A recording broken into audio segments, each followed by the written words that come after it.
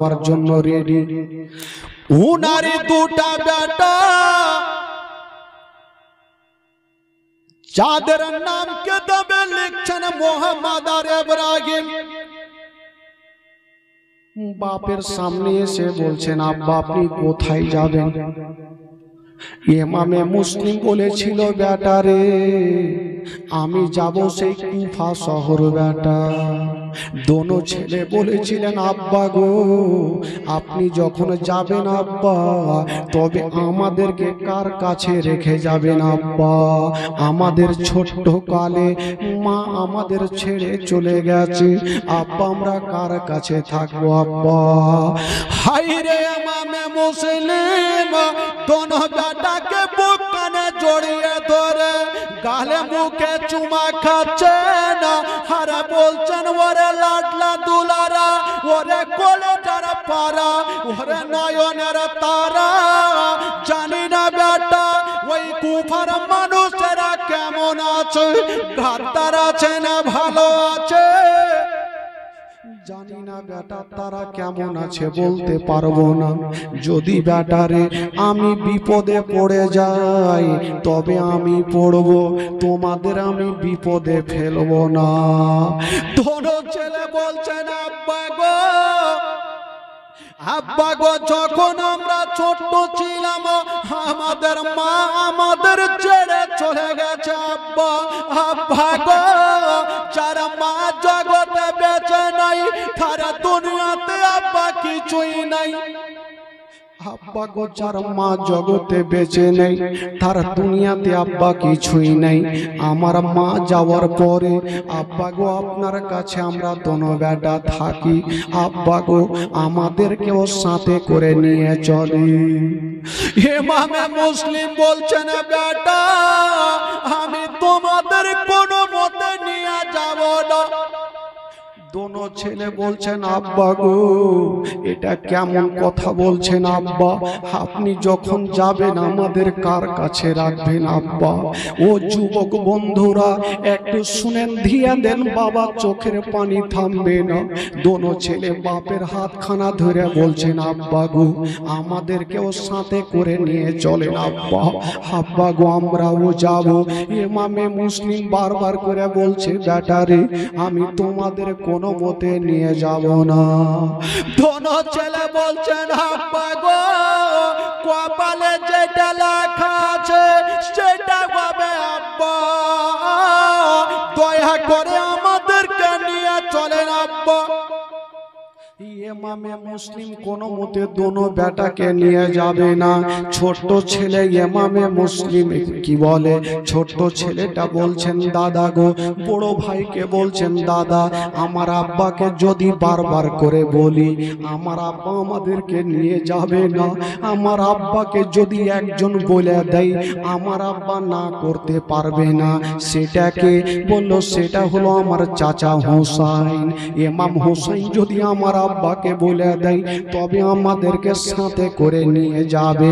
দেখুন বাবা কোথায় কার মরণ হবে কেউ জানে না, দোনো বেটাকে ইমামে মুসলিম নিয়ে যাবে।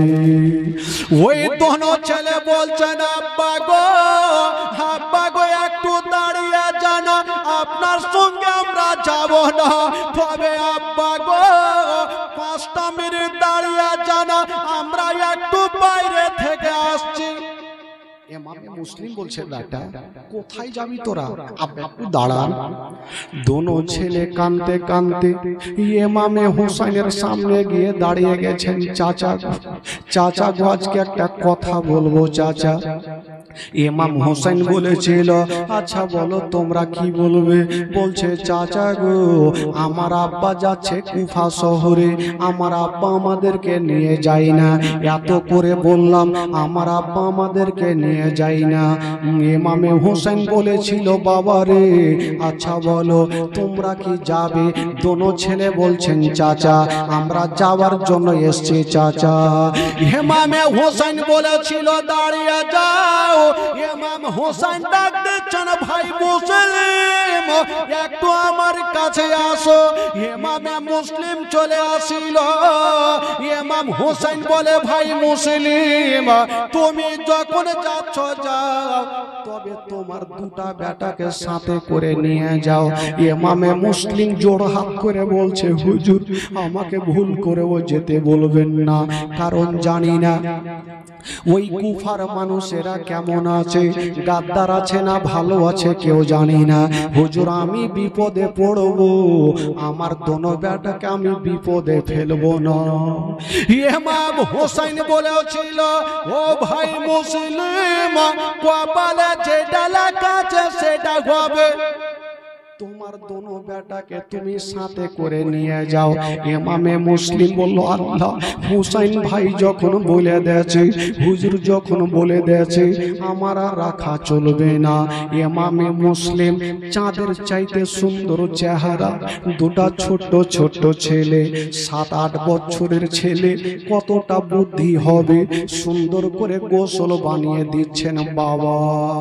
ইমামে মুসলিম গোসল বানাচ্ছেন বাবা, কিন্তু চোখ দিয়ে যেন ঝরঝর করে পানি।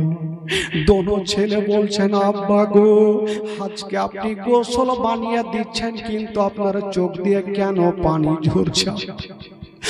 ইমামে মুসলিম বলেছিলেন, বেটা, মানুষ যখন মারা যায় বেটা, তখন তাকে শেষবারের মতো গোসল দিতে হয়। বেটারে জানি না আজকে তোমাদের গোসল দিচ্ছি রে বেটা, জানি না হয়তো কোনোদিন আর গোসল দিতে পাবো কি পাবো না। দোনো বেটাকে গোসল বানিয়ে দিলেন, সুন্দর সুন্দর পোশাক পরায়া, চোখে সুরমা লাগায়া বাবা দুলদুলে চাপিয়ে নিয়েছেন। বাবা দেখুন দোনো বাচ্চাকে কেমন করে বাবা গো কুফার মানুষের তাদের গলাতে ছোরা চালাবে। ওই ইমামে মুসলিম দোনো বাচ্চাকে সুন্দর করে যেন বাবা গো সাজিয়ে গুছিয়ে বলছেন, বেটা রে, তোমরা যখন যাবে তবে একবার তোমার চাচা হোসেনের কাছে তোমরা ক্ষমা চেয়ে নাও। দুটা জান্নাতি ফুল এক পা দুই পা করে ইমাম হোসেনের সামনে দাঁড়িয়ে গেল। চাচা গো, চাচা গো, একবার আমাদের খুশি মনে বিদায় দাও। ইমাম হোসেন দুটা ছোট ছোট ছেলেকে টেনে যেন বুকখানে লাগিয়েছেন বাবা, আর বলল, যাও যাও, আমি তোমাদের জন্য দোয়া করব, যাও তোমরা কুফা শহরে চলে যাও। যেমন এই কথা বলা, দোনো ছেলেকে বাবা গো দুলদুলে চাপিয়ে নিলেন।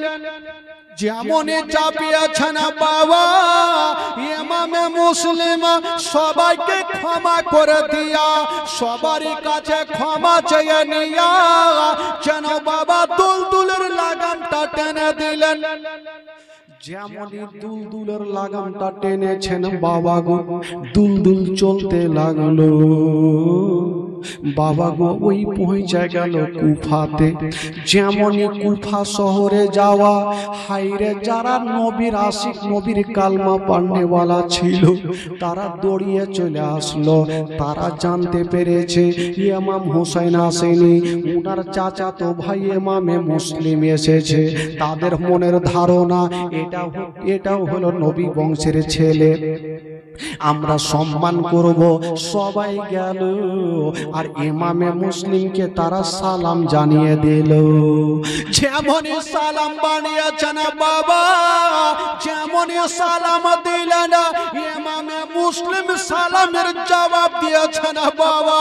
যেমনই জবাব দেওয়া হলো, ইমামে মুসলিম যেন দুলদুল থেকে নিচে নামলো। যেমনই দুলদুল থেকে নিচে নামলো আর দুটা ছোট ছোট জান্নাতি ফুল আলে রাসূল বাবা দুলদুলে চেপেছিল।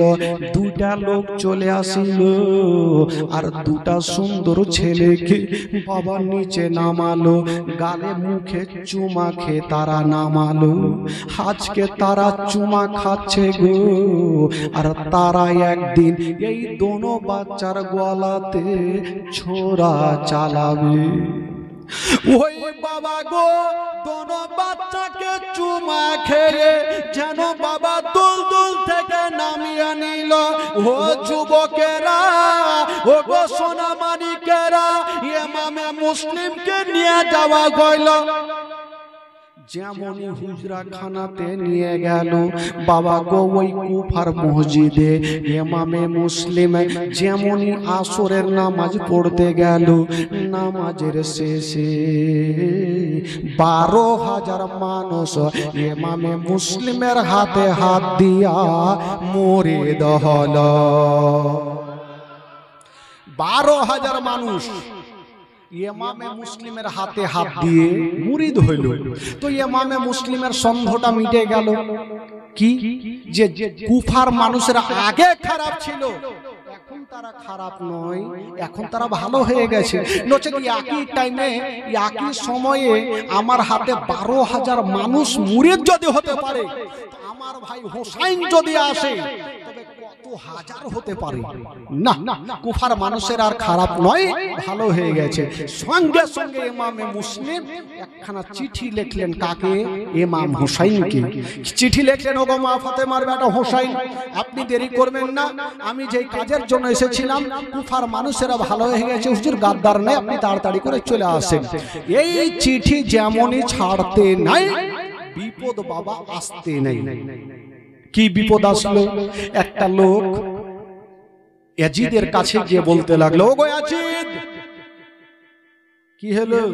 বলে কুফা শহরে দুটা নারা চলে। কেমন নারা? ওই একটা চলে হোসাইন জিন্দাবাদ, আর একটা নারা চলে ইয়াজিদ মুর্দাবাদ। ইয়াজিদের মিজাজ খারাপ হইবে কি না? ইয়াজিদ বলল, আমারই তো একটা খাস লোক নওমান বিন বাসিরকে রেখেছি ওখানে, তো ওনার থাকা সত্ত্বেও কেন তারা আমার নামে গুণ গাইবে না? বলে হুজুর, উনি আপনার নুন খাই আর হোসেনের গুণ গাই। আপনি যদি কুফাকে বাঁচাতে চান তবে একটা হাড্ডা ঘাড্ডা মানুষ এখনই কুফাতে পাঠিয়ে দেন, আর নচেত কুফাকে আপনি দখল করতে পারবেন না। কাকে পাঠাবো? তো একজনকে ডাকলেন যার নাম ছিল ওবায়দুল্লাহ ইবনে জিয়াদ। তাকে বলল, ওবায়দুল্লাহ ইবনে জিয়াদ, যাও তুমি কুফা শহরে যাও, তার বাড়ি নিয়ে যাও। যদি তোমার কথা কেউ না শুনে তাহলে তাকে তুমি হত্যা করে দাও, তার বাড়িকে জ্বালিয়ে দাও, তার বাড়ি ঘরকে ছারখার করে দাও, আর ইমামে মুসলিমকে তুমি জিন্দা রাখবে না। ওবায়দুল্লাহ ইবনে জিয়াদ দেরি করলো না, বাবা গো সেখান থেকে আবার কুফার দিকে রওনা দিয়েছে। তবে কি বলে, ওবায়দুল্লাহ ইবনে জিয়াদ একটু চালাক। উনি চিন্তা করছেন, ভাই আপনারা দাঁড়িয়ে কেন, একটু বসে যান, ভাই বসে যান, বসেন বসেন, দাঁড়িয়ে থাকে না বাবা। ওবায়দুল্লাহ ইবনে জিয়াদ একটু চালাক। উনি চিন্তা করছেন, ইমামে মুসলিম চিঠি লিখেছেন ইমাম হোসাইন যাবে, তার আগে ইমাম হোসাইনের গাড়ি যাওয়ার আগে আমার গাড়িকে আমি কুফাতে পৌঁছে দিই। ইমাম হোসাইনের মতন ছদ্মবেশী সে যে পোশাক পরে মুখটাকে এইভাবে ঢেকে নিয়ে বাবা গো দুলদুলে চেপে গেছে, পিছনে তারওয়ারি খানা আর নিয়ে কুফা শহরে ঢুকছে। তো কুফার মানুষেরা চিনতে পেরেছে, জানতে পেরেছে যে ইমামে মুসলিম চিঠি লিখেছে, ইমাম হোসেন কিন্তু চলে আসবেন। একবার সকাল বেলায়, একবার বিকাল বেলায়। বাবা গো ইমাম হোসেনের তারা অপেক্ষা করে। একদিনের ঘটনা, হঠাৎ করে ওবায়দুল্লাহ ইবনে জিয়াদের উপরে নজর পড়ে গেল। তারা জানতে পারলো হয়তো ইমাম হোসেন চলে এসেছে। তারা জানে না যে এটা ইমাম হোসেন নাই, এটা হলো মারজানের বেটা ওবায়দুল্লাহ ইবনে জিয়াদ। ওই বাবা গো যারা যারা ছিল ওবায়দুল্লাহ ইবনে জিয়াদ যেমনই কাছাকাছি হলো, ইনারা গিয়া ওই ওবায়দুল্লাহ ওবায়দুল্লাহ ইবনে জিয়াদকে ইমাম হোসেন মনে করে সালাম জানিয়ে দিল। সালাম জানালো। ওবায়দুল্লাহ ইবনে জিয়াদ ভাবছে, যদি আমি সালামের জবাব জোরে দিই তবে হয়তো আমার আওয়াজ চিনে যেতে পারে, এটা ইমাম হোসেন নয়, এটা হচ্ছে ওবায়দুল্লাহ ইবনে জিয়াদ, তারা হয়তো আমার উপরে এখনই আক্রমণ করে দিতে পারে না। তো সালামের জবাবটা আস্তে করে দিলেন। তো তারা চিন্তা করছেন কুফাবাসীরা, হ্যাঁ গো, আমরা ইমাম হোসেনকে এত জোরে সালাম দিলাম আর হুজুর আমাদের জোরে উত্তর দিলে না, আস্তে কেন দিল? আবার তাদের মধ্যে আলোচনা করছে, হয়তো হুজুর অনেক দূর থেকে এসেছেন, হয়তো শরীর খাসতে গেছে, হয়তো আস্তে করে দিল। যাক, সালামের কোনো দরকার নাই, এক কাজ করেন, ভিতরে নিয়ে চলে। ইমাম হোসেনকে ভিতরে নিয়ে যাওয়া হইল। যেমনই ভিতরে নিয়ে যাওয়া হল, বন্ধুরা, ওগো আমার মা বোনেরা, ইমামে মুসলিম কিন্তু বেরাদার ছিল না ওই জায়গাতে। ওবায়দুল্লাহ ইবনে জিয়াদ যেমনই ভিতরে গেছেন, বাবা একটা ছাদের উপরে চেপে গেল। আরে যেমনই ছাদে চেপেছেন বাবা, ওই বাবা গো ওই চেহারা থেকে কাপড় খানা সরাইয়া তরবারি খানা নিয়া বাবা গো দাঁড়িয়ে গেল। আরে বলছেন, ওরে কুফার মানুষেরা, তোমরা আমাকে মনে করেছো আমি ইমাম হোসেন নই, আমি হলাম ওবায়দুল্লাহ ইবনে জিয়াদ। সবাই দাঁড়িয়ে গেল। কুফার মানুষেরা বাবা থমকে দাঁড়িয়ে গেল। আহারে, আমরা হোসেন মনে করে সালাম দিয়েছিলাম, এটা তো ইমাম হোসেন নয়, এটা হলো ওবায়দুল্লাহ ইবনে জিয়াদ। এই কথা যেমনই বলতে নাই, সবাই দাঁড়িয়ে গেল। ওবায়দুল্লাহ ইবনে জিয়াদ যেমনই তরবারি খানা নিয়ে উঠেছেন বাবা, কেউ আর কোনো কথা বলে না। ওবায়দুল্লাহ ইবনে জিয়াদ বলল, ও কুফার মানুষেরা, আচ্ছা বলো, কে কে ইমামে মুসলিমের হাতে হাত দিয়ে মুরিদ হয়েছে একটু বলো। যারা যারা ইমামে মুসলিমের হাতে 12,000 মানুষ যে মুরিদ হয়েছিল, একটা একটা করে মুরিদ যেন ভাঙতে লাগলো। সমস্ত লোক ইমামে মুসলিমকে ছেড়ে দিয়া বাবা গো তারা ইয়াজিদকে আবার মেনে ফেললো। ওবায়দুল্লাহ ইবনে জিয়াদ বলে, শোনো, যদি কেউ তোমরা ইয়াজিদকে না মানো তবে তাকে জিন্দা রাখবো না, যদি পারো তবে সমস্ত লোক মুরিদ ভেঙে দাও। ভেঙে দেওয়া হইল। এবার ওবায়দুল্লাহ ইবনে জিয়াদ বললে, এক কাজ করো, ইমামে মুসলিম কোথায় আছে একবার খুঁজে বার করো। বাবা গো, যে ইমামে মুসলিমের হাতে হাত দিয়া 12,000 মানুষ মুরিদ হয়েছিল, তারা দুশ্মন হয়ে গেল। ইমামে মুসলিমকে খোঁজার জন্য গোটা গ্রামে ছড়িয়ে গেল। ইমামে মুসলিম কোথায় যাবে বাবা গো? রাতের অন্ধকারে ইমামে মুসলিম কোন দিকে যাবে? কুফার জুমা মসজিদে বাবা গো মাগরিবের নামাজ আদায় করলে। যেমনই নামাজ পড়েছেন বাবা, তবে একটা কথা, নবী বংশের ছেলে যেইখানে চলে যায় ইমামতি কাউরির জন্য চলে না।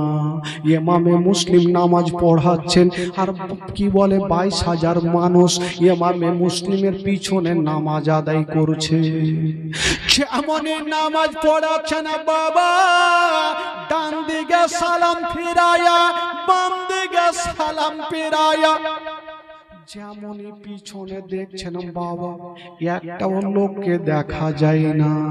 সমস্ত লোক নামাজকে ভঙ্গ করে দিয়া যেন বাড়ি পালিয়ে গেছে। ইমামে মুসলিম দেখছেন কেবল একটা লোক দাঁড় বসে বসে যেন মসজিদে ওযু বানাচ্ছে। ইমামে মুসলিম বলছেন, চাচা গো, ও গো চাচা, আজকে 22,000 মানুষ আমার পেছনে নামাজ পড়ছিল, তারা কোথায় গেল? ওই লোকটা বৃদ্ধ বয়স্ক লোক বাবা গো কাঁদতে কাঁদতে বলছেন, বাবা রে, আমি কি বলবো বাবা, যদিও আমিও জামাত পেতাম আমিও জামাত ছেড়ে পালিয়ে যেতাম। বাবা আসতে আমার দেরি হইল। বলল, চাচা গো একটু বলুন তারা কেন জামাত ছেড়ে পালিয়ে গেছে? ওই লোকটা বলল, বাবা রে একটা কাজ করো, আমি তোমাকে বলছি। কি বলছে চাচা বলো?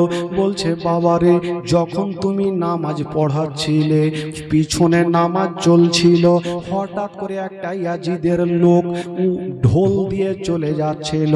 নবী বংশের ছেলেকে যারা বাড়িতে জায়গা দিবে তাদের বাড়ি ঘরকে জ্বলিয়ে রেখে দেওয়া হবে, তাদেরকে বাঁচিয়ে রাখা যাবে না।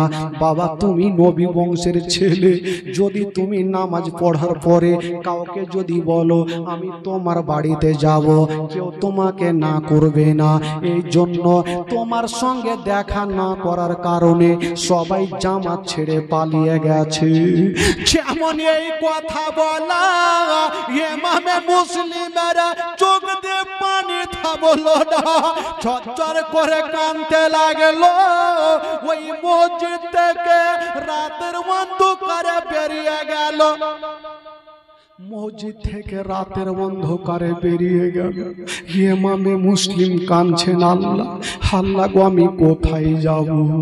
আল্লাহ গো যে 12,000 মানুষ আমার হাতে হাত দিয়ে মুরিদ হয়েছিল, আজকে তারা তারওয়ারি নিয়ে গ্রামে গ্রামে ঘুরছে, আমাকে দেখলে তারা জিন্দা রাখবে না।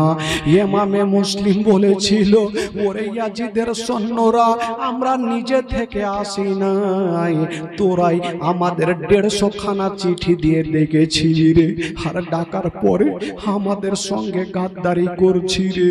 ওরে ইয়াজিদের সৈন্যরা তোমরা কি জানো না যে ইমাম হোসাইন হচ্ছেন নবীর নাতি রে? তোমরা কি জানো না তোমরা ডাকার পরে আমাদের সঙ্গে বেয়াদব করবি রে? ইমামে মুসলিম সেটার জন্য কান্দে না, ইমামে মুসলিম শুধু কাঁদছে ওই ইমাম হোসাইনকে চিঠিখানা লিখেছে। তখন মোবাইল ছিল না যে মোবাইলে ফোন করে নিষেধ করবে হুজুর আসিয়েন না।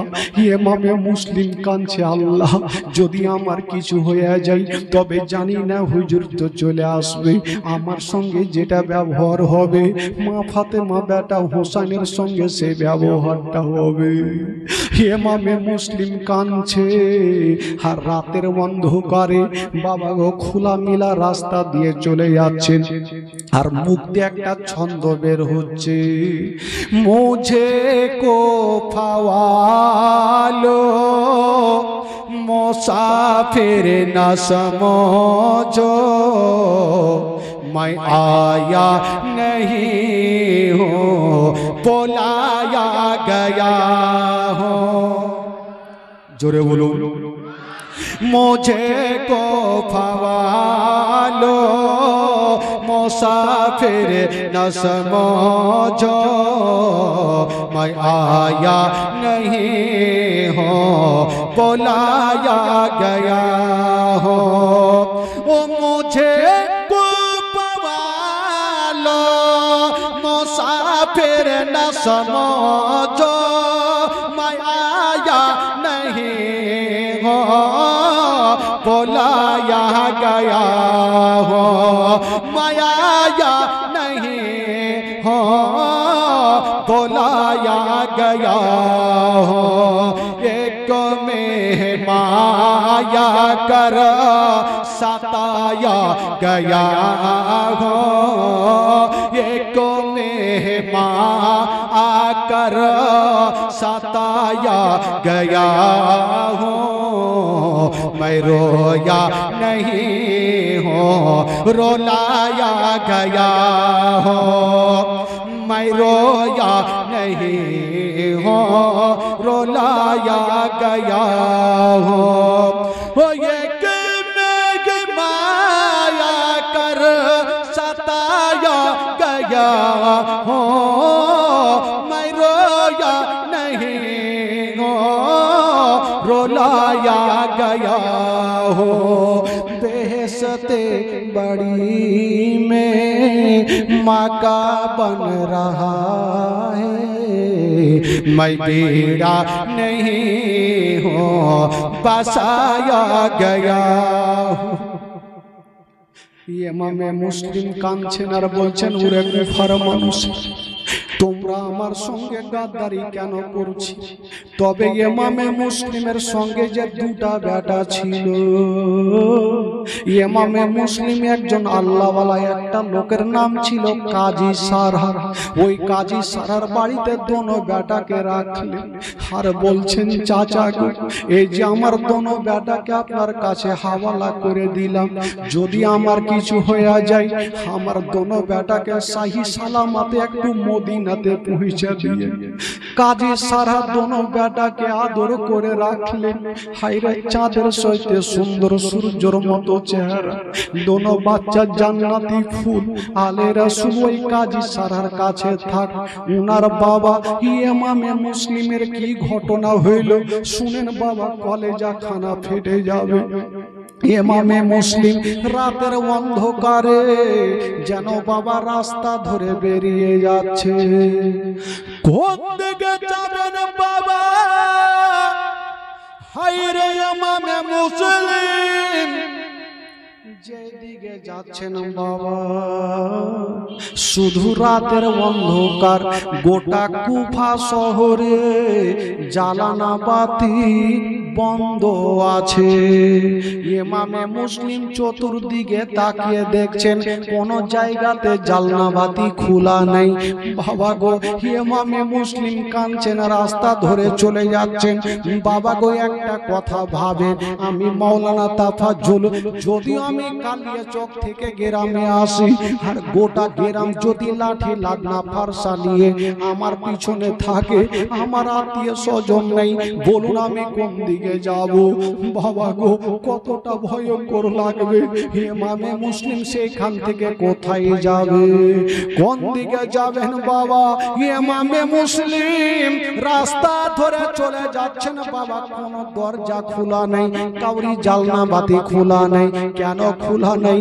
এই জন্য খোলা নাই, ওই কুফার মানুষেরা ভাবে যদি জালনা দরওয়াজা খোলা রাখি তবে ইমামে মুসলিম চলে আসবে, আমরা না করতে পারবো না। এই জন্য তারা জালনা বাতি বন্ধ করে দিয়েছে না। হায়রে ইমামে মুসলিম বাবা গো, রাস্তা ধরে যাচ্ছে না বাবা, কেবল একটু দূরে দেখছেন মা, কেবল একটা জায়গাতে যেন লালটন জ্বলতেছিল। জায়গাতে লালটন জ্বলছে। ইমামে মুসলিম ভাবছে প্রত্যেকটা বাড়িতে কোনো বাতি নেই, কোনো আলো নেই, দরজা বাতি জানলা বন্ধ, ওই বাড়িতে কেন লালটন জ্বলে? একবার যাই দেখি। ইমামে মুসলিম এক পা দুই পা করে যাচ্ছেন বাবা, যেমন গিয়ে দেখছেন বাবা, একটা মা, বয়স্ক মা, চারাকটা জ্বালায়া চারাকের পাশে বসে শুধু রাস্তার দিকে দেখতেছে। ইমামে মুসলিম বলছেন, মা গো, মা গো, গোটা কুফা শহরে মা জালনা বাতি বন্ধ, মা তুমি কেন এই জায়গাতে বসে আছো? মা তুমি কেন ঘরে যাওনি? মা একবার আমারে বলো। ওই মেয়েটার নাম কি লিখছেন বাবা? কেতাবে লিখছেন বন্ধুরা, যেই মেয়েটা গাছের তলাতে বসেছিল, বারান্দায় বসেছিল, ওই মেয়েটার নাম হইল তুয়া বিবি। ওই তুয়া বিবি বসে আছেন। ইমামে মুসলিম বলছেন, মা গো তুমি কেন বসে আছো? মা ওই মেয়েটা বলছেন, বাবা রে তুমি কি জানো না, আল্লাহ 10 বছর পরে একটা আমাকে সন্তান দিয়েছে, যে সন্তানের নাম রেখেছি আমি বেলাল। ওই বেলাল ইবনে জিয়াদের দরবারে চাকরি করে, প্রত্যেক দিন সন্ধ্যার সময় চলে আসে। আজকে রাত্রি প্রায় 10টা বেজে গেল, আমার বেটা আসেনি, তার জন্য আমি মা রাস্তার ধারে বসে বসে বেটার অপেক্ষা করছি, যতক্ষণ পর্যন্ত বেটার মুখে খাবার দিব না আমি মা একবারও আমি ঘরে যাব না। ইমামে মুসলিম বলছেন, মা গো কথাটা তুমি ভালো বলেছ মা। মা যতক্ষণ ওই সন্তানের চেহারা দেখবে না মা গো, ওই মায়ের মনে শান্তি খানা হবে না। তবে মা গো খুব ভালো করেছো মা, তবে একটা কথা বলবো মা, এ রাতের অন্ধকারে এসেছি মা, যদি পারো গো মা তবে এক পেয়ালা আমাকে পানি দিয়ে দাও মা। মা এক পেয়ালা আমাকে পানি দিবে না? ওই তুয়া বিবি ভাবছেন আল্লাহ জানি না, এই রাতের অন্ধকারে কাউকে তো দেখতে পাচ্ছি না, তবে এই ছেলেটা কোথায় থেকে আসলো, আমার কাছে পানি চেয়েছে, আমি কেমন করে না করব, একটু দিয়েই দিই। ওই মেয়েটা ঘরে গেল আর এক লোটা পানি এনে ইমামে মুসলিমকে দিলেন। ইমামে মুসলিম পানি খানা পান করে খালি লোটা ওই মেয়েটাকে দিচ্ছেন।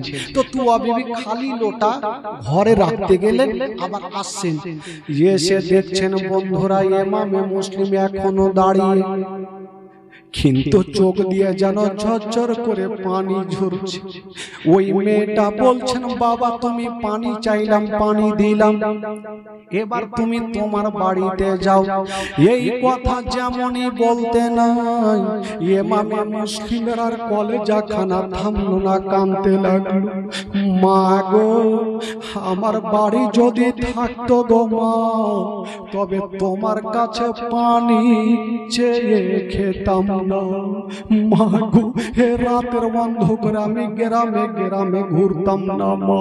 বলছে বাবা তুমি কে বলো? বলছেন মা গো যার কারণে গোটা কুফা শহরে জালনা বাতি বন্ধ করেছে মা, আমি হলাম সেই নবী বংশের ছেলে ইমামে মুসলিম। যেমন কথা বলা ওই মেয়েটা হায়রে বয়স্ক মা কাঁদতে কাঁদতে মাটিতে পড়ে গেল, কাঁদতে কাঁদতে মাটিতে পড়ে গেল। ইমামে মুসলিম বলছেন মা গো আজকে আমি কাঁদবো মা, তুমি কাঁদিও না, তবে মা গো একটা কথা তোমাকে বলবো মা, তুমি আমাকে পানি পান করিয়েছো মা, আমার আত্মাকে ঠান্ডা করেছো, তবে যদি পারো মা তবে আজকে রাতটা একটু তোমার বাড়িতে থাকবো মা, কথা দিলাম আমি সকাল বেলায় চলে যাব মা। ওই মেয়েটা কাঁদতে কাঁদতে বাবা ইমামে মুসলিমের হাতখানা ধরে বলছে বেটা রে যতক্ষণ তুমি আমাকে ক্ষমা না করবে বেটা আমি তোমাকে ঘরে জায়গা দিব না। ইমামে মুসলিম বলছে মা গো তুমি তো কোনো অন্যায় করনি মা, কেন তুমি ক্ষমা চাইছো? ওই বৃদ্ধ মেয়েটা কাঁদছে বলছেন বাবা আমি একটা বিশাল বড় অন্যায় করে ফেলেছি। বলল কি অন্যায়? মেয়েটা কাঁদতে কাঁদতে বলছেন হুজুর কাল হাসরের মাঠে একটু নবীর সামনে তুমি এই কথাটা বলিও না, এই কথাটা তুমি স্বীকার করিও না যে তুয়া বিবি আমাকে সে রাত্রে চিনতে পারেনি। আমি তোমাকে চিনতে পারিনি, এই কথাটা যদি তুমি নবীকে বলে দাও তবে আমার নবী নারাজ হয়ে যাবে। ওরে লাডলা দুলারা আজকে তোমাকে জায়গা দেব, সর্বপ্রথম তুমি আমাকে ক্ষমা করো। ইমামে মুসলিম আর দাঁড়িয়ে থাকতে পারলেন না, মেয়েটা রাত কানা ধরে বলছে মা গো আজকে তুমি আমাকে পানি পান করিয়েছো মা, তবে মা গো তোমাকে টাকা দিতে পারবো না, পয়সা দিতে পারবো না মা গো। কাল হাসরের মাঠে আমি তোমার নামটা মুখস্থ করে রাখলাম মা, তোমার নাম খানা বলে মা আমি তোমাকে হাউজে কাউসারের পানি দিয়া শোধ করে দিব মা, হাউজে কাউসারের পানি দিয়ে শোধ করে দিব মা। মা গো বেরাদার বন্ধুরা এবার তুয়া বিবি বলল বাবারে চলো তোমাকে আমার ঘরে নিয়ে যাব। ওই মেয়েটার এত মনে আনন্দ, নবী বংশের ছেলেকে নিমন্ত্রণ করে পাওয়া যায় না, ডেকে পাওয়া যায় না। আজকে আমার বাড়িতে এসেছে, আমার বাড়ির মতো কোনো শান্তি নাই, আমার বাড়ি কানা যেন আলো হয়ে যাবে, আমার বাড়িতে বরকত হয়ে যাবে। ওই মেয়েটা ইমামে মুসলিমের হাত ধরে ঘরে নিয়ে গেলেন, সঙ্গে সঙ্গে বাবাগো কিছু খাবার এনে ইমামে মুসলিমকে দিলেন। যেমন ইমামে মুসলিম খাবারটা খেতে যাবে, সঙ্গে সঙ্গে দোনো বেটার চেহারা মনে হয়ে গেল। ইমামে মুসলিম বলছেন, আল্লাহ, আমি যখন এসেছিলাম আমার দোনো কলেজার পাড়াকে এনেছিলাম, জানি না আমার দোনো বেটা কেমন আছে।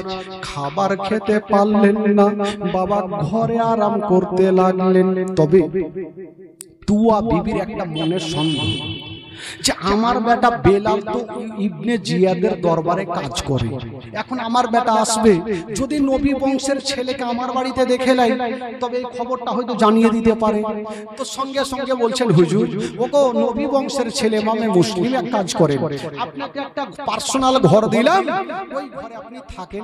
তবে হুজুর দয়া করে আপনি কথা বলিয়েন না, কারণ আমার বেটা জানি না যদি আপনাকে দেখে লাই নিয়াত পাল্টে যেতে পারে। হুজুর ঠিক আছে। ইমামে মুসলিমকে একটা ঘরে রাখলেন, আর ঠিক রাত্রি বেলায় ওই দিকে ওবাইদুল্লাহ ইবনে জিয়াদের দরবার থেকে ওই তুয়া বিবির বেটা বেলাল কিন্তু বাড়ি ঢুকলেন।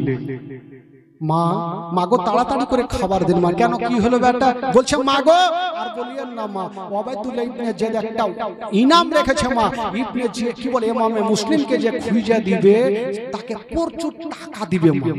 আমি সারা দিন খুঁজেছি পাইনি, তাই তাড়াতাড়ি খাবো, সকাল হলে আমি বের হব। মার মাথায় একটা সন্দেহ হয়ে গেল, আমার বাড়িতে আছে নবী বংশের ছেলে, এই বেলাল যদি দেখে নাই তবে এই কথাটা ওবাইদুল্লাহ ইবনে জিয়াদকে জানিয়ে দিবে। বলছে, হারে বেটা, তোর কি মাথা পাগল হয়ে গেছে? নবী বংশের ছেলের বেটা, ওই ছেলেদেরকে কিছু করতে নাই, ওই ছেলেদের চেহারা দেখলে বেটা নেকি আছে, জোরে বলে সুবহানাল্লাহ। বেটা রে, ওই ছেলেরা হচ্ছে জান্নাতি ফুল, আলে রাসূল, তাদের ব্যাপারে কথা বলছিস? বেলালকে চট করে খাবার দিল, আর বেলাল একটা বিছানায় গিয়ে শুয়ে গেল। ঘুমটা আসেনি, কিন্তু বেলালের মা বাবা গো চিন্তা করছেন, আল্লাহ, জানি না আমার বাড়িতে নবী বংশের ছেলে আরাম করছেন, কখন পানির দরকার হবে, কখন খাওয়ার দরকার হতে পারে। বারবার করে উঠছেন, আর ওই ঘরের পাশে যাচ্ছেন, আবার নিজের ঘরে আসছেন, যাচ্ছেন আর আসছেন, যাচ্ছেন আর আসছেন। এই যাওয়া আসা দেখে বেলালের মনে সন্দেহ হয়ে গেল। বেলাল ভাবছেন, আমার মা কোনদিন রাত্রিবেলা উঠেনি, আজকে বারবার করে উঠে ওই ঘরে কেন যাচ্ছে? বেলাল বলছেন, মা গো, মা তুমি বলো মা, ওই ঘরটাতে কে আছে মা? আরে বেটা কেউ নাই, তুই ঘুমা তো, সকাল হলে কাজে যাবি, ঘুমা। বেলাল আবার চোখটা বন্ধ করছেন, আবার চিন্তা করছেন, না কোনো না কোনো কিন্তু আছে, নচেত মা বারবার করে উঠে না, আজকে কেন উঠছেন? বলছেন, মা গো, তোমার হাত ধরে বলি মা, তুমি সত্যি কথা বলো, ওই ঘরের মধ্যে কেটা আছে? মা চিন্তা করছেন, আল্লাহ, এখন যদি আমার বেটাকে বলে দিই নবী বংশের ছেলে আমার বাড়িতে আছে, আমার বেটা বেলাল জানিয়ে দিতে পারে। তবে মা সঙ্গে সঙ্গে বেলালকে বলছেন, বেটা রে, তোমাকে বলবো ওই ঘরে কে আছে, তবে সর্বপ্রথম তুমি আমার মাথায় হাত দিয়ে কসম খেয়ে নাও।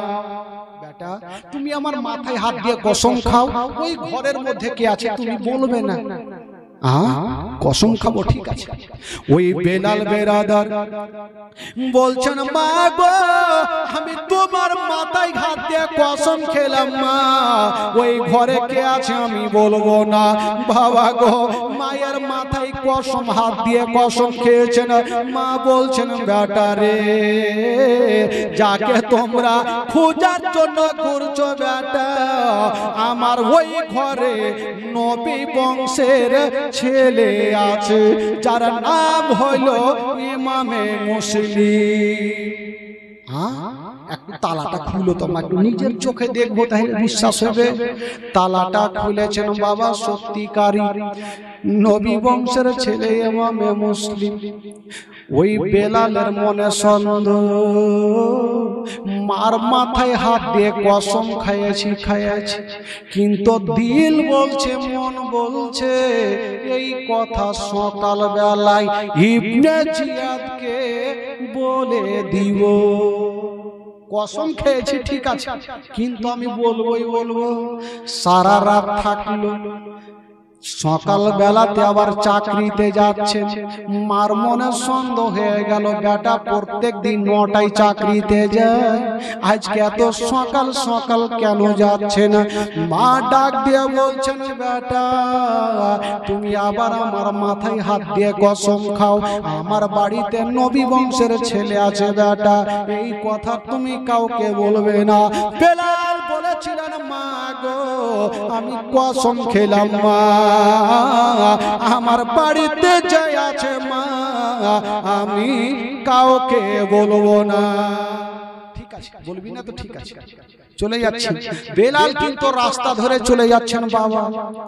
একটু দূর আগিয়ে গিয়েছে, আর সামনে দিক থেকে 3টা লোক ঘোড়ায় সাওয়ার হয়ে চলে আসছেন। তো বেলাল চট করে বলছে, দাঁড়াও। দাঁড়িয়ে গেল, বলছে তোমরা কোথায় যাবে? এদিকে। বলে আমরা যাব এদিকে ইমামে মুসলিমকে খোঁজার জন্য।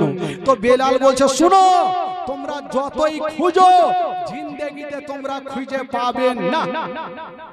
এদের 3 জনের মধ্যে একটা আনাগুনা হইলো, খুঁজে পাবি না তার মানে কি? ওই অবশ্যই এই লোকটাই বেলাল জানে। চট করে তারা নিচে নামলো। আচ্ছা, খুঁজে পাবো না তার মানে তুমি কি বুঝাতে চাইছো? তার মানে তুমি জানো। বেলাল বলছে, দেখো ভাই, আমি সব জানি, আমি বলে দিতাম কোথায় আছে, সব কথা বলতাম, বলবো না কেন জানেন? আমার মা মানা করেছে। আচ্ছা বলুন তো ভাই, বলা হইল না? মা মানা করেছে। একটা লোক যাচ্ছে শ্বশুর বাড়ি, একটা বাদশা শ্বশুর বাড়ি যাবে। তো আর গোলাম মানে যাবে, তো পায়জামাটা খুব ময়লা। তো গোলামটাকে বলছে, হারে পায়জামা ময়লা পরে যদি শ্বশুর বাড়ি যাবো তো মান সম্মান থাকবে রে? বলে, হুজুর আপনার ময়লা আছে তো কি আছে, আমারটা চকচক করছে, আপনি আমারটা পরে চলেন। আরে গোলামের পায়জামা পরে যাবো তো মান সম্মান থাকবে। বলে, হুজুর আমি জানবো আর আপনি জানবেন, বাকি কাউকে বলবো না। বলে, দেখ বলিস না, আমার মান সম্মান চলে যাবে। বলে, হুজুর বলবো না। এই তো গোলামের পায়জামা পরে বাদশা কিন্তু শ্বশুর বাড়ি পৌঁছে গেছে। বাদশা তো ঘরের মধ্যে, আর গোলামটা বারান্দা মানে বাইরে বসে বসে পাহারা দিচ্ছে।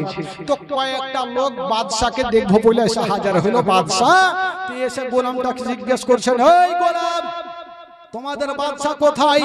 গোলামটা বলছে, দেখো ভাই, বাদশার কথা 100 বার বলবো, 1000 বার বলবো, 2000 বার বলবো, কিন্তু পায়জামার কথা বলবো না। এরা চিন্তা করছে, পায়জামা, এই পায়জামা ফের কি হইল? বলে, দেখো ভাই, বাদশা যেটা পায়জামা পরে আছে না, ওইটা আমারই। হে তো বইলা দিলে ভাই, যেমনই বইলা দিলে এই লোকগুলা বলছে, ধুর, সেই বাদশা গোলামের পায়জামা পরে ওকে জীবনে দেখে, চল বাড়ি চল।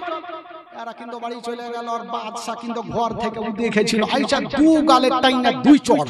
তুই বললি কেন? বলে, হুজুর এই মায়ের কি আমার পর্যন্ত মনে থাকবে, আর বলবো না। বলে, বলবি না তো বলেন না। আবার একটা দল চলে এসে বলে, এই তোদের বাদশা কোথায়? বলো ভাই দেখো, বাদশার কথা 1000 বার বলবো, 100 বার বলবো, 2000 বার বলবো, পায়জামার কথা বলে 2 গালে 2টা তামাচা খেয়েছি, ওইটা কথা বলবো না। ফের বলে দিল, বলবো না বলবো না করতে করতে বলে দিল। বাদশা কি বলে, বেলাল বলছে আমি বলবো না কেন? মা মানা করেছে। আচ্ছা বলুন তো, বলা হইলো কি হলো? বলা হয়ে গেল। এরা বুঝে গেল তাহলে বেলালের বাড়িতেই আছে। ইনারা দেরি করলেন না বাবা, ওবাইদুল্লাহ ইবনে জিয়াদকে খবর জানিয়ে দিল। আর রাত্রি বেলাতে ৫,০০০ সৈন্য পাঠিয়ে দেওয়া হইল। যেমনই পাঠিয়ে দিয়েছেন বাবা, ওই তুয়া বিবির বাড়িকে চতুর্দিকে ঘেরাও করে নিয়েছেন। যেমনই ঘেরাও করেছেন মা, ওই ঘোড়ার শব্দের আওয়াজ তুয়া বিবির কানে পৌঁছে গেল। আল্লাহ গো, জানি না আমার বেটা বেলাল হয়তো খবর খানা করে দিয়েছেন। ওই তুয়া বিবি যেমনই উঠেছেন বাবা, দরজা খুলে দেখছেন ২২,০০০ সৈন্যরা দাঁড়িয়ে আছেন। বাবা গো, ওই লোকজন বলল, গো বেলালের মা বলো, তোমার বাড়িতে ইমামে মুসলিম আছে। তুয়া বিবি চিন্তা করছেন, আল্লাহ আমি সত্য বলবো না মিথ্যা বলবো? নবী বংশের ছেলে আমার বাড়িতে শুয়ে আছে, আমি কোনটা কথা বলবো? তবে তুয়া বিবি বলছেন, আল্লাহ একটা মিথ্যা বলার কারণে যদি জাহান্নামে যেতে হয়, নবী বংশের ছেলে আমার বাড়িতে আছে, এই কথা আমি বলবো না। জোরে বলুন, নবী বংশের ছেলে আমার বাড়িতে আছে, এই কথাটা আমি বলবো না। বেরাদার বন্ধুগণ, বাবা ওগো মা বোনেরা আমার, যেমনই তুয়া বিবির মুখ থেকে মিথ্যা কথা বলতে যাবে, যেমনই বের হতে যাবে বাবা, ওইদিকে ইমামে মুসলিমের ঘুমটা ভেঙে গেল। আরে যেমনই ঘুমটা ভেঙেছে বাবা, সঙ্গে সঙ্গে বেরিয়ে চলে আসিল। বলছেন, মা গো তুমি যা করেছো সত্য করেছো মা, তুমি কোনো অন্যায় করনি মা। তবে মা গো, আমার জন্য তোমাকে মিথ্যা কথা বলতে হবে না। বাবা গো, এই কথা বলে দিয়া ইমামে মুসলিম দাঁড়িয়ে গেল, আর ২২,০০০ সৈন্য একদিকে দাঁড়িয়ে গেল। তারা বলল, ওগো ইমামে মুসলিম, আজকে আমরা মারপিট করব না, ঝামেলা করব না, চলো তুমি ইয়াজিদের হাতে হাত দিয়ে মুরিদ হয়ে যাও। ইমামে মুসলিম বলেছিল, আমি জান দিয়ে দেব, জীবন দিয়ে দেব, কিন্তু আমি ঈমান দিব না। গোলাম মানে মুস্তাফা জান देने से नहीं डरते, सरकार चाहिए रही जाए कोई परवाह नहीं करते। ইমামে মুসলিম বলেছিল, আমি জান জীবন দিয়ে দেব, কিন্তু ঈমান যেতে দিব না। কথা বলতে নাই বাবা, যুদ্ধ শুরু হয়ে গেল। একদিকে ২২,০০০ সৈন্য, একদিকে ইমামে মুসলিম একাই বাবা তরবারি চালিয়ে দিয়েছেন। বেরাদার বন্ধুরা, যেই দিকে তরবারি চালিয়ে দেয় ২-৪ জন কেটে জাহান্নামে চলে যায়। বাবা গো, ইমামে মুসলিমের সামনে কেউ টিকতে পারে না। যার শরীরে নবী বংশের রক্ত আছে গো, তার সামনে গিয়ে কেউ টিকতে পারে না। যার শরীরে নবী বংশের রক্ত, কেউ টিকতে পারে না। তখন তারা দাঁড়িয়ে গেল, ওগো ইমামে মুসলিম, আমরা মারপিট করব না, ঝামেলা করব না, এক কাজ করেন, আপনাকে নিয়ে যাব কোথায়? ইবনে জিয়াদের কাছে। ওখানে গিয়ে যেটা আলোচনা হবে সেটাই হবে, চলুন। ঠিক আছে, চলো। ইমামে মুসলিম যাওয়ার জন্য দুল দুলে চেপেছেন বাবা। যেমনই দুল দুলে চেপেছেন মা, পিছন থেকে এক দুশ্মন দুরাচার দৌড়িয়ে গেল, আর ইমামে মুসলিমের তরবারি খানা টেনে নিল। যেমনই তরবারি খানা টেনেছেন বাবা, ইমামে মুসলিমের মধ্যে একটা কথা বেরিয়ে গেল, ইন্না লিল্লাহি ওয়া ইন্না ইলাইহি রাজিউন। লোকজন বলল, ওগো ইমামে মুসলিম, মানুষ যখন মারা যায় এই দোয়াটা পড়ে, আপনি কেন বললেন?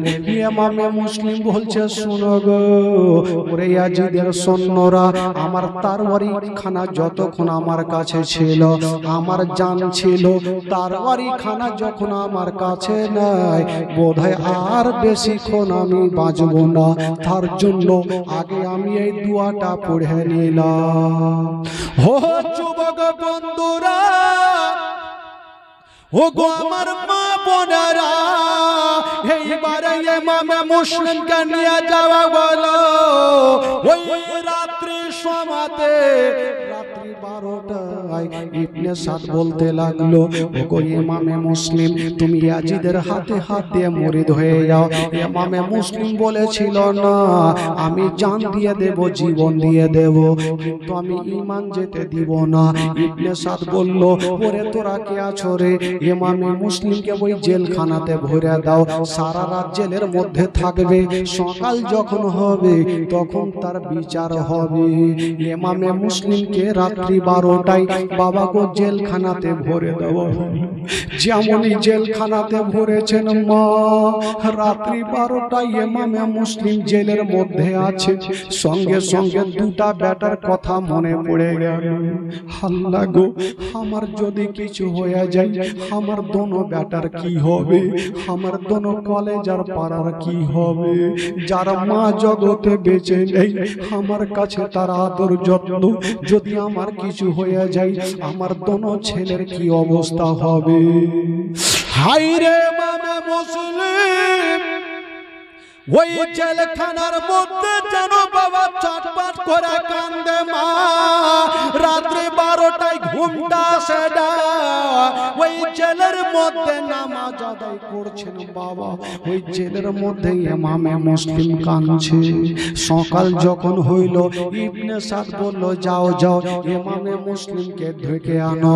ইমামে মুসলিমকে ডাকা হইল, যেমনই ডাকা হইল বাবা, এবার ইমামে মুসলিমকে বলল, এক কাজ করো, ওগো ইমামে মুসলিম, তুমি ইয়াজিদের হাতে হাত দিয়ে মুরিদ হয়ে যাও। ইমামে মুসলিম বলেছিল, না, আমি জান দিয়ে দেব, জীবন দিয়ে দেব, কিন্তু আমি ঈমান যেতে দেব না। বলল, রে তোরা কি আছিস রে? ওই ইমামে মুসলিমকে বাড়ির ছাদে নিয়ে যাও আর ইমামে মুসলিমের গর্দান খানা কেটে নাও। বাবা গো, ইমামে মুসলিম নবী বংশের ছেলেকে টানতে টানতে নিয়ে গেল পাড়ার ছাদে। যেমনই নিয়ে গেল, দুশ্মন দুরাচার তরবারি নিয়ে যেন বাবা দাঁড়িয়ে গেছে মাথার উপরে, আর বলছে, ওগো ইমামে মুসলিম, এখনো তোমাকে ছেড়ে দিতে পারি যদি তুমি ইয়াজিদের হাতে হাত দিয়ে মুরিদ হয়ে যাও। ইমামে মুসলিম বলেছিল, না, আমার দেহতে যতক্ষণ পর্যন্ত রূহ আছে আমি জীবনও ইমামে ইয়াজিদের হাতে হাত দিয়ে মুরিদ হব না। এই কথা বলতে নাই ওই দুশ্মন দুরাচার এত জোরে তরবারি চালিয়ে দিয়েছেন বাবা, এত জোরে তরবারি চালিয়ে দিয়েছেন, সঙ্গে সঙ্গে ওই যেন ইমামে মুসলিমের গলাতে পড়ে গেল। যেমনই গলাতে পড়েছে, একদিকে মাথা গেল, একদিকে বডি গেল। সকলে পড়ুন, ইন্না লিল্লাহি ওয়া ইন্না ইলাইহি রাজিউন। আল্লাহুম্মা সাল্লি আলা সাইয়্যিদিনা মাওলানা মুহাম্মদ ওয়া আলা আলি সাইয়্যিদিনা।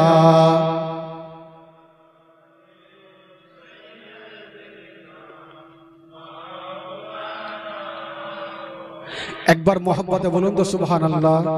গোটা মাজমা দুই হাত তুলে বলুন, ইয়া রাসূলুল্লাহ, বলুন ইয়া হাবিবাল্লাহ। নারে তাকবীর, নারে রিসালাত, নারে হায়দারি, মাসলাকে আলা হযরত। আপনাদের ঘুম লাগছে নাকি বাবা? ঘুম লাগে না তো? একটু আমার সাথে চলুন তো মদিনা, যেতে ভালো লাগবে ভাই। আচ্ছা, যিনারা মদিনা যাবেন একটু হাত তুলে দেখান তো,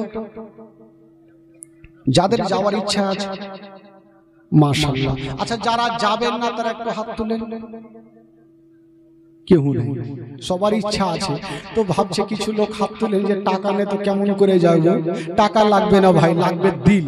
যার দিল আছে তার মদিনা আছে, যার দিল নাই তার মদিনাও নাই। তো চলো আজকে এখান থেকে ঘুরে আসি, মদিনা থেকে। এই গ্রামটার নাম কি ভাই? না, আলাদা আছে কিছু একটা, ফাঁকাটি, ফাঁকাটি। হ্যাঁ, 5-8 বছর আগে এসে বলে মনে নেই, ফাঁকাটি মোড়। তো চলেন ফাঁকাটি মোড় থেকে একটু মদিনা থেকে ঘুরে আসে। একটু গোটা মাজমা আমার সাথে পড়ুন। আমার ভালো লাগে না আমি যাব মদিনা, আমার ভালো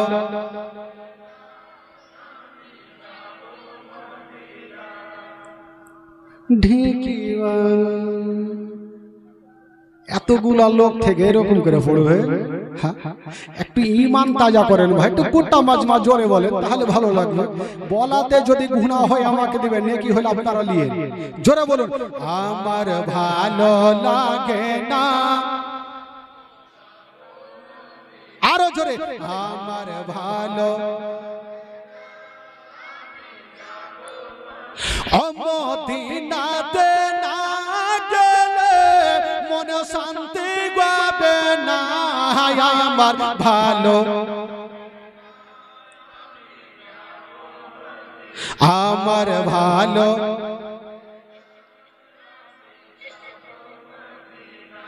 এই কয়েকটা বাচ্চাগুলা পড়ছে আর চাচাগুলা গুলো পড়ে না। ব্যাপার কি চাচা, আপনারা রাগ করে আছে? একটু মন থেকে পড়ে, সবাই পড়েন ভাই, পড়াতে গুনাহ নাই, নেকি আছে, একটু পড়ুন। আর পড়াতে যদি গুনাহ হতো তাহলে আমি পড়তাম কি ভাই? নেকি আছে, অবশ্যই পড়ুন। আমার ভালো লাগে মদিনাতে না গেলে মন শান্তি পাবে না। আমার ভালো, আমার ভালো, মনে আছে যে আশা নবী গো হবে তোমার সঙ্গে দেখা। মনে আছে যে আশা নবী গো হবে তোমার সঙ্গে দেখা। গো পাখির মতো থাকা তো ডানা, পাখির মতো থাকা তো ডানা, উড়ে যাব মদিনায়। আমার ভালো লাগে না যাব সোনার মদিনা। আমার ভালো লাগে না আমি যাব। পাঁচ ওয়াক্ত নামাজ যারা করিবেন আদায়, জোরে বলুন সুবহানাল্লাহ। আচ্ছা, যারা পাঁচ ওয়াক্ত নামাজ পড়ছেন একটু হাত তুলে দেখান তো ভাই। যারা পড়ছেন তারা হাত তুলে। 1 2 3 4 5 10টা। আচ্ছা, যারা পড়ে না তারা একটু হাত তুলেন। লজ্জার কিসের আছে? কিসের আছে? পড়ি না মানে পড়ি না। হ্যাঁ, না এদিকে না ওই দিকে। একটা লোক জীবনে নামাজ পড়ে না, জানে তো? একটা গ্রামের সর্দার চিন্তা করছে, মুখের বাপ তো জীবনে নামাজ পড়ে না, ওই লোকটাকে একটা টাকার লোভ দিব। টাকার লোভ সবারই আছে।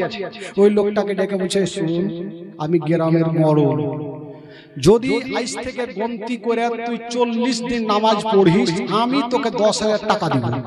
তো মরলের মনের ধারণা, টাকা তো দিব না, এমনি একটু লোভ দিলাম, যদি লোকটা 40 দিন নামাজ পড়ে নেয় কন্টিনিউ, অভ্যাসটা লেগে যাবে, তো একটা নামাজি হয়ে যাবে।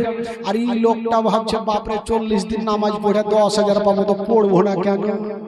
পাক্কা 40 দিন নামাজ পড়ে মরল সর্দারের সামনে হাজির। হে মরল সাহেব, 10,000 টাকা তাড়াতাড়ি দেন। মরল চিন্তা করছে, কিসের টাকা রে বাবা? এই 40 দিন আগে বলেছে, ভুলে গেছে। বলে, কিসের টাকা? বলে, আপনি ভুলে গেছেন, আপনি বলেছিলেন চায়ের দোকানে 40 দিন নামাজ পড়লে 10,000 টাকা দিবেন, আজকে 40 দিন পুরিয়ে এসেছি, টাকা দেন। মরল সাহেব বলছে, দেখো ভাই, টাকার জন্য বলিনি, আমি এমনি বলেছিলাম যাতে তোমার অভ্যাসটা হয়ে যায়। চট করে ওই লোকটা বলছে, আমি জানতাম আমি নামাজ পড়লে আপনি টাকা দেবেন না, ঠকবেন, জান আপনাকে মারাত্মক জিনিস ঠকেছে। ফের মরল চিন্তা করছে, কি ঠকলে ভাই? বলে, কি ঠকেছো? বলে, আমি জানতাম আমি 40 দিন নামাজ পড়লে আপনি টাকা দিবেন না, ঠকবেন, এই জন্য 40 দিন যে নামাজ পড়েছি একদিনও উজু করিনি। বিনা উজুতে নামাজ পড়েছি। আচ্ছা বলুন তো ভাই, বিনা উজুতে নামাজ হবে? জোরে বলে, নামাজ হবে? জীবনও হবে না। বেরাদার বন্ধুগণ, আচ্ছা বলুন তো, নামাজের মধ্যে কথা বললে কি নামাজ হবে? জোরে বলে, নামাজ হবে? 3টা লোক নদীর ধারে, আপনাদের দিকে নদী আছে নাকি? ছোটখাটো আছে, হয়তো বড় নেই। নদীর ধারে নামাজ পড়েছে, আর একদম বিশাল বড় মাছ উঠেছে। 3টা লোক, তো একটা ইমাম, 2টা মুক্তাদি। যখন নদী থেকে মাছ উঠেছে তো লোভ কি থামে? ডান দিকের লোকটা নামাজ ছেড়ে বলছে, বাপ রে, মাছ কত বড় হে! ওর নামাজ হইবে। বাম দিকের লোকটা চট করে ওই লোকটাকে বলছে, ওই তুই কথা কেন বললি, তোর নামাজ হইবে না। ওরও গেল। ইমাম সাহেব চট করে বলছে, আমি কথা কহিনি। ওরও গেল। তো নামাজের মধ্যে কথা বললে ভাই নামাজ হয় না। বেরাদারান ইসলাম বন্ধুগণ, বাবাজি আমার ভাই মুসলমান, চলুন মদিনা। 5 ওয়াক্ত নামাজ যারা করিবেন আদায়, ওগো নামাজ না পড়িলে পরে নেকি মিলবে না, আমার ভালো লাগে না। জোরে জোরে, আমার ভালো মদিনাতে না গেলে মনে শান্তি পাবে না, আমার ভালো লাগে, আমার ভালো লাগে। তাফাজুল ইসলাম আজ জীবনী করে, তাফাজুল ইসলাম আজ জীবনী করে, এই জীবনী না শুনলে নেকি মিলবে না, আমার ভালো,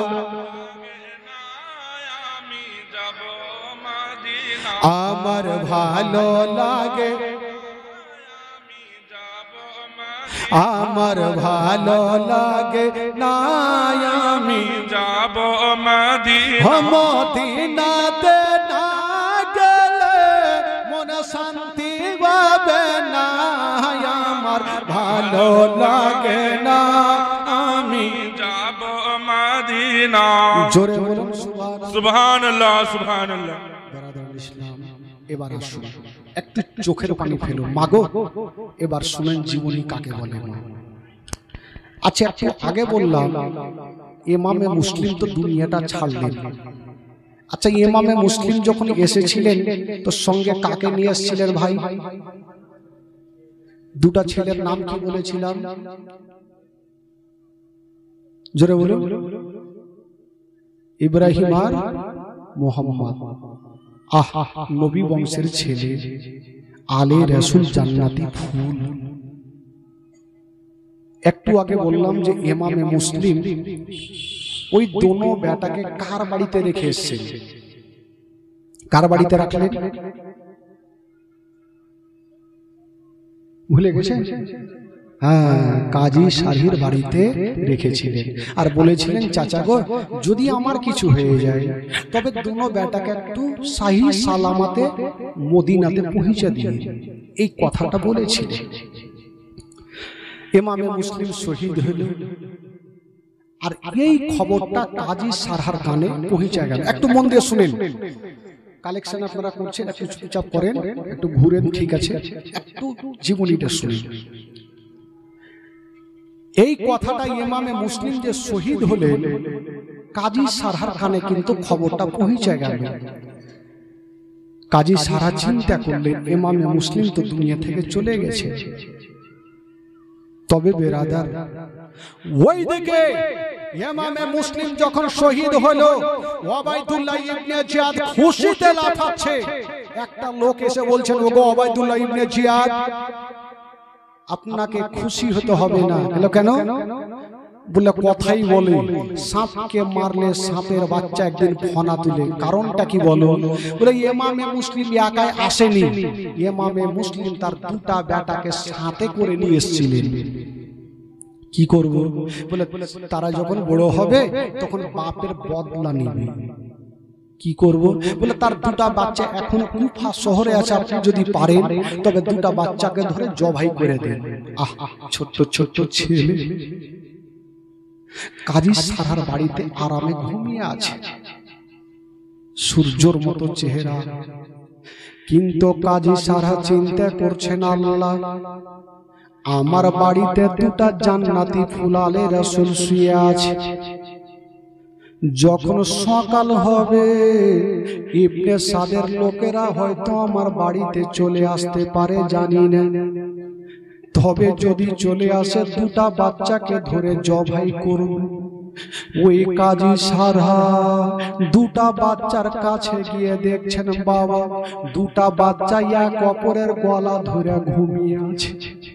মাকে একটু শুনেন মা, কলেজা খানা ফেটে যাবে। দুটা বাচ্চা এক অপরের গলা ধরে শুয়ে আছে। এত সুন্দর চেহারা। কাজী সারা পার্শ্বে দাঁড়িয়ে চিন্তা করছেন, আল্লাহ এ দুটা বাচ্চাকে আমি কেমন করে জাগাবো আর কেমন করে বলবো বাবারে তোমার আব্বার জগতে বেঁচে নেই। এই কথাটা যদি তারা শুনতে পায় তবে তারা হয়তো হাত ফেল করে মারা যাবে।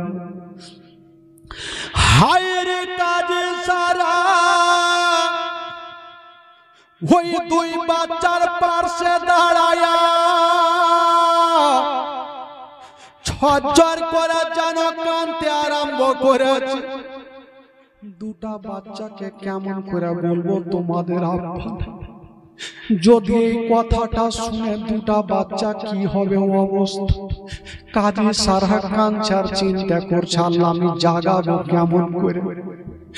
ওই কাজী সারা কাঁদতে ছিল আর চোখের একটা পানি যেন দুই বাচ্চার গালে পড়ে গেল।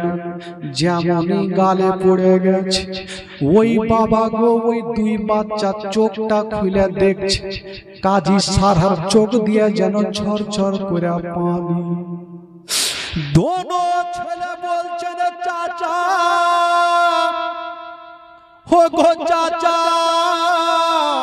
চাচা গো আপনি কাঁদছেন কেন চাচা? কে আপনাকে দুঃখ দিয়েছে চাচা? কে আপনাকে কষ্ট দিয়েছে? কেন কাঁদছেন চাচা বলুন? কাজী সারা বলছেন, বাবা রে আমি কেন কাঁদছি বাবা, যদি তোমাদেরকে বলে দিই তবে তোমাদের পা থেকে জমিন পর্যন্ত সরে যাবে। দোনো ছেলে বলছেন চাচা গো একটু বলুন। তবে ছোট ছেলেটা বলছেন চাচা গো আমরা আপনার দুঃখের কথাটা পরে শুনবো, চাচা আগে বলুন আমার আব্বা জান কোথায় আছে? আমার আব্বা কেন আসে না চাচা? আমার আব্বা কোথায় আছে? এই কথা যেমন বলতে নাই হাইরে কাজী সারা মুখে উত্তর করে না, শুধু চরচর করে কেঁদে যাচ্ছেন বাবা। কাজী সারা মুখে কথা বলতে পারে না। দোনো ছেলে বলছেন চাচা একটু বলুন চাচা আমার আব্বা জান কোথায়? কাজী সারা কাঁদতে কাঁদতে বলছেন, বাবা রে বাবা তোমরা যাকে আব্বা বলে মনে করেছো তোমার আব্বার জগতে বেঁচে না। কি হয়েছে চাচা? বলে ওই সাদের লোকেরা পাড়ার ছাদের ওপরে নিয়ে গিয়ে গর্দানকে কেটে নিয়েছে। এই কথা বলতে নেই ছোট ছেলেটা দাঁড়িয়ে থাকতে পারলেন না, জমিনে পড়ে গেল। আর বড় ছেলেটাও জমিনে পড়ে গেছে। হাইরে কাজী সারা দোনো ছেলেকে তুলে যেন বুকখানে লাগিয়েছে। ওরে লাডলা দুলারা, ওরে কলেজার পারা, তোমরা কান্দিও না রে বেটা কান্দিও না, আমি সব সহ্য করিব, তোমাদের চোখের পানি সহ্য করব না। দোনো ছেলে বলছেন চাচা চাচা এটা কি খবর দিলেন চাচা? চাচা আমরা তো ছোট্ট কালে চাচা আমরা নিজের মাকে হারিয়েছি, আমাদের মা জগতে বেঁচে নেই চাচা। আমাদের বয়স এখন মাত্র 6 এবং 7 বছর চাচা। চাচা গো আজকে যদি আমার আব্বা যান চলে আমরা কাকে আব্বা বলে ডাক? কে আমাদের গোসল বানিয়ে দিবে? কে আমাদের নতুন জামা পরিয়ে দিবে? আব্বা চাচা যার মা নাই তার দুনিয়াতে কিছুই নেই চাচা। আমাদের মা নাই, যদি বাবাও চলে যায় আমাদের কে বুকে নিবে? কাজী সারা বলছে বাবার এখন কান্নার কোনো সময় নেই। বাবা আমার মনটা চাইছে তোমাদের অন্তর ভরে আমার বাড়িতে রাখি, কিন্তু উপায় নেই। বাবারে সকাল যদি হয়ে যায় আমার বাড়িতে লোক চলে আসতে পারে। বাবা এক কাজ করো, তোমরা রাতারাতি এখান থেকে তোমরা মদিনায় চলে যাও। দোনো ছেলে বলছেন চাচা আমরা এই কুফা শহরের রাস্তা আমরা জানি না কোন দিকে যাব রাতের অন্ধকারে। কাজী সারা বলছেন বাবারে তোমরা চিন্তা করো না, আমি তোমাদের রাস্তা দেখিয়ে দিব, তোমরা রাতারাতি পৌঁছে যাবে মদিনা। ছোট ছেলেটা বলছেন দাদা দাদা গো আমরা যদি মদিনায় যেতে পারি দাদা তবে ভালো হবে দাদা। বলছেন চাচা গো আমাদের রাস্তা দেখিয়ে দেন চাচা, আমরা কোথায় যাব? কাজী সারা নিজের বেটাকে ডাক দিচ্ছেন যার নাম হলো আসাদ। বলছেন বেটা রে শুনেছি কুফা শহর থেকে কয়েকটা কাফেলা যাবে মদিনার রাস্তাতে, তুমি নিয়ে যাও দুটা ছেলেকে রাতের বেলাতে ওই যে 3 মোহনা রাস্তাতে নিয়ে যাও, রাতের বেলাতে 3 মোহনা রাস্তাতে ছেড়ে দিও। যখন তারা হাঁটবে আর ওই যারা দুলদুলে থাকবে তাদেরকে দেখবে, যদি একটু মনে দিলে দয়া হয় তবে একটু তারা দুলদুলে চাপিয়ে নিবে। আসাদ কাঁদতে কাঁদতে ওই দুইটা ছেলের হাতখানা ধরে বলছেন ভাই চলো তোমাদেরকে নিয়ে যাব। দুটা ছেলে কাজী সারাকে সালাম করে দিয়া বাবা গো চলে যাচ্ছেন চলে যাচ্ছেন। রাতের অন্ধকারে রাত্রি 12টার বাজে, রাতের অন্ধকারে যেতে যেতে 3 মোহনা রাস্তাতে পৌঁছে গেল। আসাদ বলছেন ভাই রে দেখো দেখো বাবা গো একটা কথা আছে, যখন দেখবেন কোন ট্রেন যখন আসবে স্টেশনে প্রচুর লোক থাকবে, ট্রেন যখন স্টেশন থেকে চলে যাবে পুরা স্টেশন ফাঁকা হয়ে যাবে। আসাদ বলছে ভাই রে যে দলটা যাওয়ার কথা সে দলটা হয়তো একটু আগিয়ে চলে গেছে, তোমরা যদি নিজের জীবনটা বাঁচাতে চাও তবে দলটার পিছনে তোমরা দৌড়াতে আরম্ভ করো। বাবা যদি তোমরা জীবন বাঁচাতে চাও তবে ওই যে দলটা হয়তো চলে যাচ্ছে ধুলা উড়িয়ে তোমরা দৌড়াতে লাগো। ছোট্ট ছোট্ট ছেলে কেমন করে দৌড়াবে ভাই, পায়ে চাপ্পাল নেই চটি নেই। বাবা দোনো ছেলে এক অপরের হাতখানা ধরেছে আর যেন দৌড়াতে লেগেছে বাবা গো ওই দলটার পিছনে। এত জোরে দৌড়াচ্ছে না বাবা, হাইরা রাস্তা দিয়ে যাচ্ছে না, পায়ের তালুর চামড়া গুলা পর্যন্ত উড়ে যাচ্ছে। এত সুন্দর চেহারা। হঠাৎ করে বন্ধুরা ছোট ছেলেটা রাতের অন্ধকারে জান বাঁচার জন্য দৌড়াতে ছিল, একটা পাথরে উঝোট খেয়ে মুখের ভরে যেন জমিনে পড়ে গেল। যেমন জমিনে পড়েছে হাঁটুর চামড়া গুলা পর্যন্ত উড়ে গেল। বড় ভাই তুলে বুকে লাগিয়েছে ভাই রে তোমার কি ব্যথা হয়েছে বলো? ছোট ছেলেটার চামড়া উড়ে গেছে তবুও বলছে দাদা গো দাদা আমার কোনো ব্যথা হয়নি। ছোট ছেলেটার দিল বলছে যদি আমার ব্যথার কথা আমার বড় দাদাকে বলি তবে আমার থেকে আমার দাদা বেশি কষ্ট পাবে। এই জন্য বলছে দাদা গো আমার ব্যথা হয়নি। তবে বেরাদার যেমনই ছোট ছেলেটাকে তুলে দাঁড় করিয়েছেন বাবা ধুলা ওড়িয়ে